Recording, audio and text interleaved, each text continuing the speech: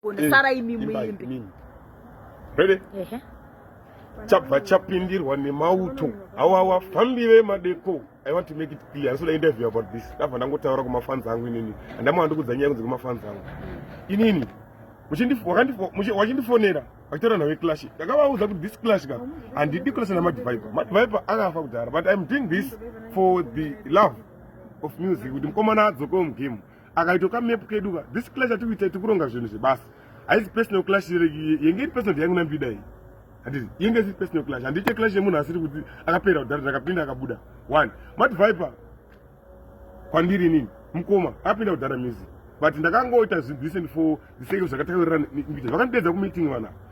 Fantan hasi kukwanisa kuwanika Fantan hasi kuwanika pa stage pa show yenyu na Mad Viper. Handiti hasi kuwanika papi ipapo. Imuri kuita show yenyu muri wangani? Muri tu chesa mwe DJ ari kuiswa pacha pe Maritim and I. All right. Tikapinda tese tomira pa stage muno oroiba tutanga show.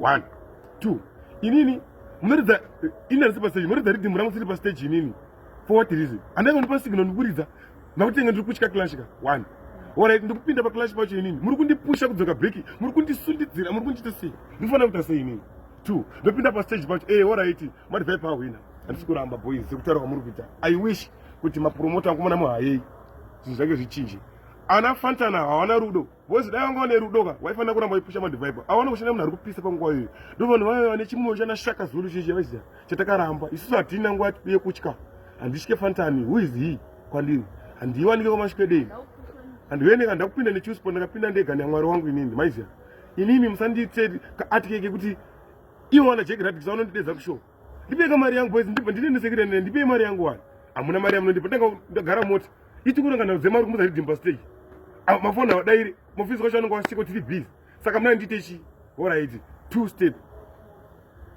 inini handisi kurwadziwa neclash kana chi ndikuti kana muchida bhanzi gari rakanaka bhisai na Fantani wesawo moisa stage up kuti munondinengera maminutes ndakupaisika ndakuhere hamudi kundifutaka boys ndauya sei pa stage pake ndiri kupi ndinani andakana matiketi kupinda so much muri bvunza mategi pa stage amuna tipa matiketi ake saka muna ndipindese handikwanise kuimba ndakatsamwa kaini moyo mangu chero dai zvakanzvikana ndinanga ndikijambira vanhu ndisingakwanise kuimba pepe ndangouya kuti mafans avo zoti ndiripo handina kutya ndauya kuonora signal yangu maiziya imimi makati tempo man haasi kuuya pashow Fantani haasi kuuya handiti saka mazuisa Fantani sei tempo kwambisa alright Mad Viper ndiyekwa tempo man Mad Viper ndiyo kuChuspo ngadi kuza tempo mano kumauto uri zvaiteka zvinhu zvacho hapana makutaka kundiverengera maminutes maisitera makusarira ndimike ndachikona live kandi mota ngati makusarira masini makuwanika makutaka kuti countera mamuda zvinhu zvingani plus maminutes akaundwa uchipinda vachitokuona grandi zoriziya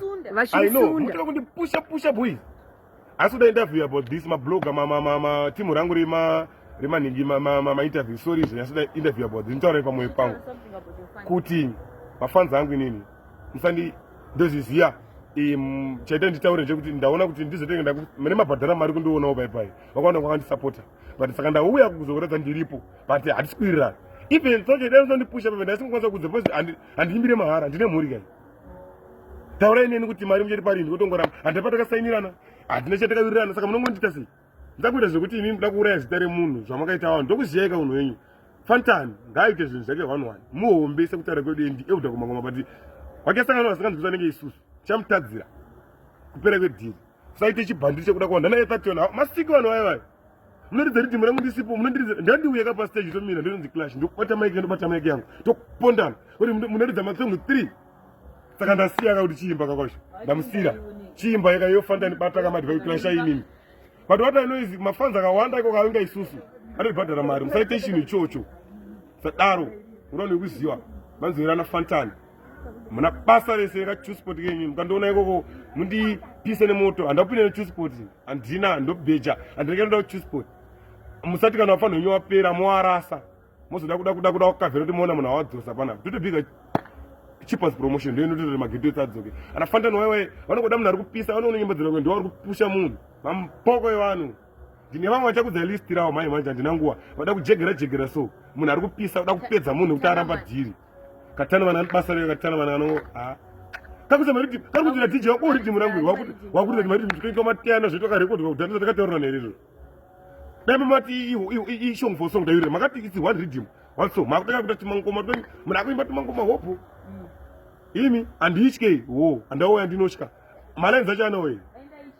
Daenda ishereza bwana uya, daisa tu utajini zvaso ndaingoda ini ndagara nokubhuku and boy. Ndikutsvaga ikweni.